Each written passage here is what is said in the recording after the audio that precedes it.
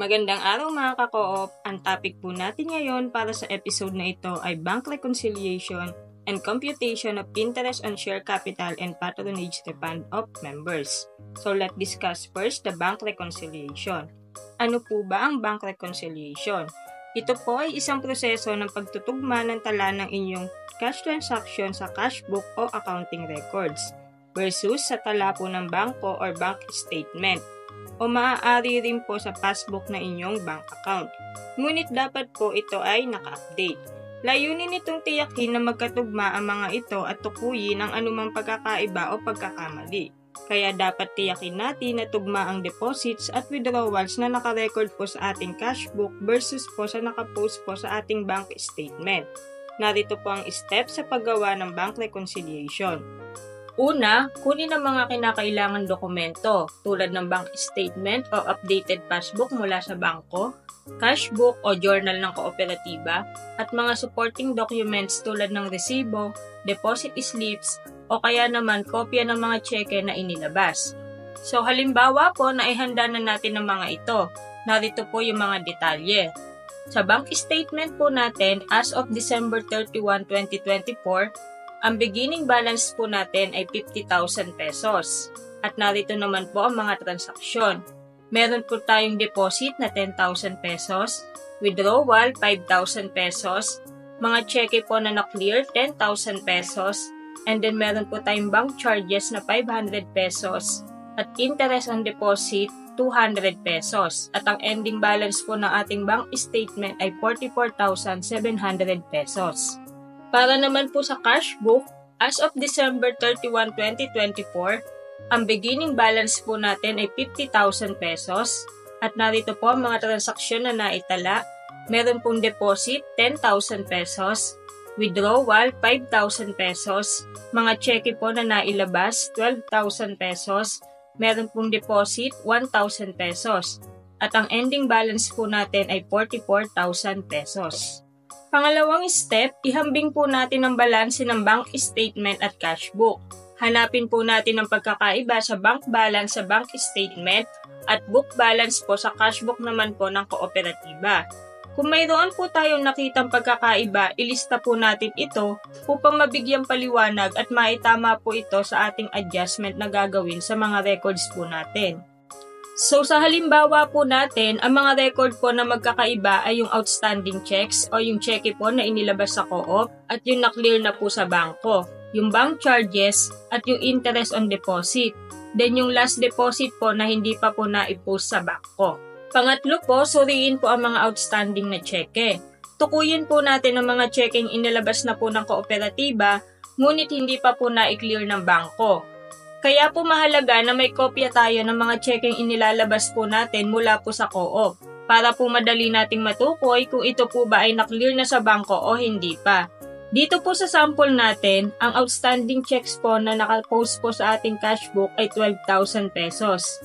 Ngunit ang nakli-clear pa lamang po sa bangko ay 10,000 pesos. Sa makatuwid, mayroon po tayong 2,000 pesos difference mula po sa ating outstanding checks na kailangan pong i-adjust sa ating bank statement.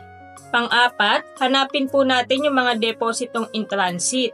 Kilalanin po natin yung mga deposito na naitala na po sa cash book na kooperatiba, ngunit hindi pa po lumalabas sa bank statement. Halimbawa po, mga deposito po sa mga huling araw na hindi pa po naipopost ng bangko. Sa halimbawa po natin, mayroon po tayong 1,000 pesos na deposit in transit na di pa po naipost sa bangko, ngunit na-i-record na po sa ating cash book.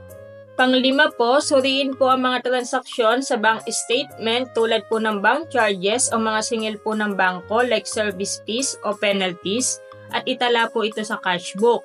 Interest earned, mga interest po na kinita mula sa bangko, o mga bouncing check po, mga checkeng hindi po in-honor ng bangko. So mayroon po tayong bank charges na 500 pesos and interest on deposit na 200 pesos. Pang-anim po, kilalanin po ang mga error. Mga error po mula sa bangko. Ito po ay maaaring maling pagre-record ng bangko sa transaksyon o kaya naman po mga error sa cash book. Misposting po ng mga halaga o transaksyon. Tiyakin po natin na ma-check mabuti kung match ang record ng deposits at withdrawals natin sa bank statement at cash book.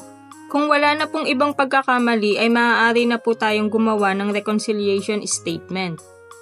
Pang-7 po, gumawa na po tayo ng reconciliation statement.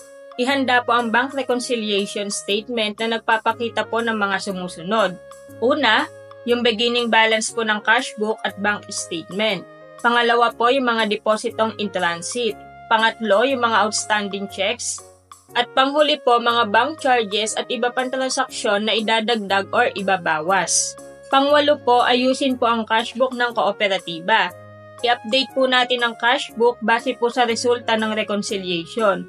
Siguraduhin po tama ang lahat po ng entry, kabilang na po ang mga transaksyong hindi pa naitala at mga singil po at interes mula sa bangko.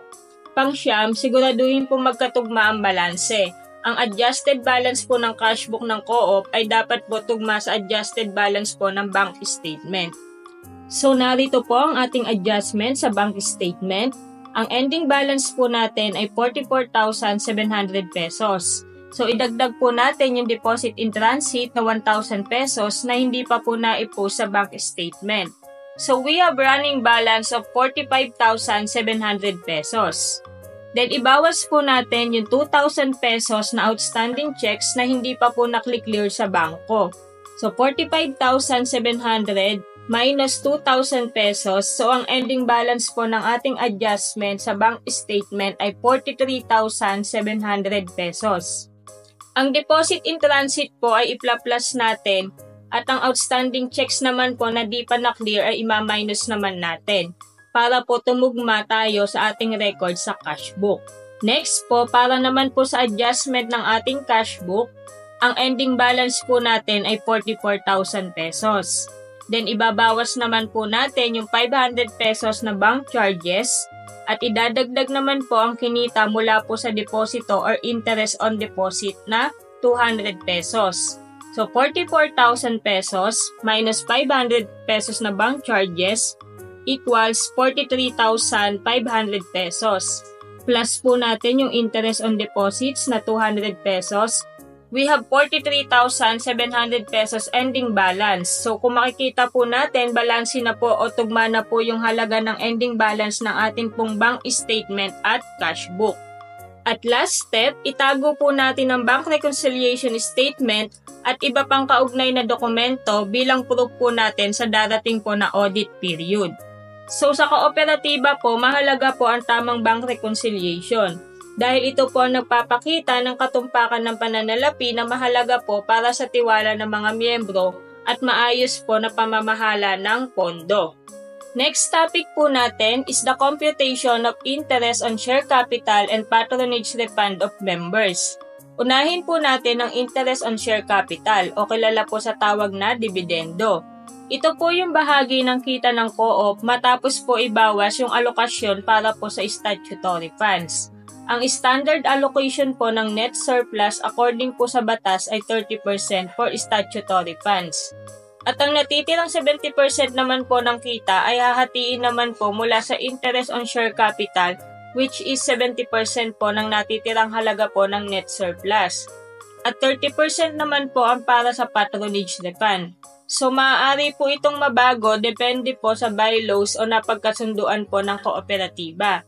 Para po sa computation ng interest on share capital ng co-op, narito po ang mga steps kung paano po natin siya kakalkulahin. So, narito po muna yung mga formula natin. Halimbawa po, ang co-op ay may total net surplus na 100,000 pesos.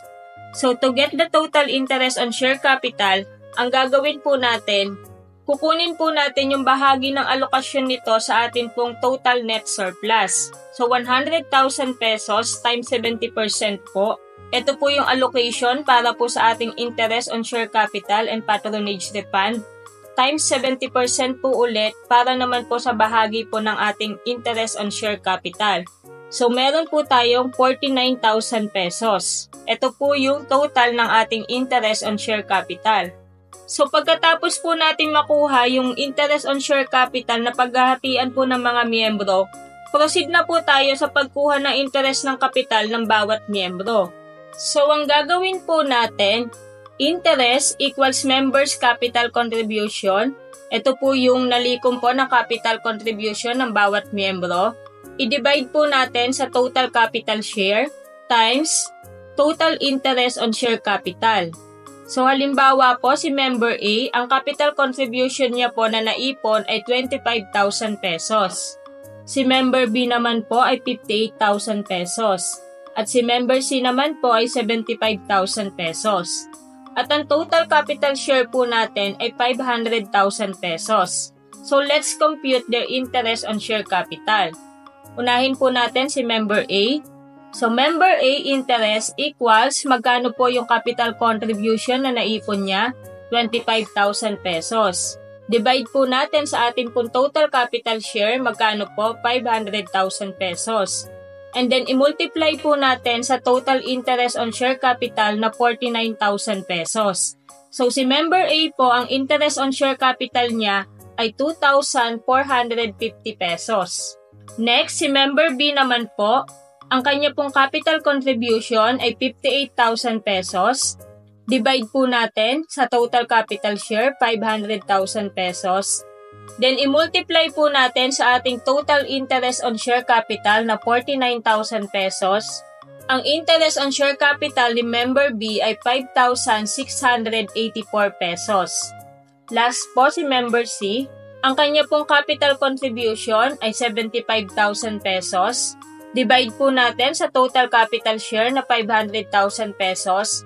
Then, i-multiply po natin sa total interest on share capital, 49,000 pesos.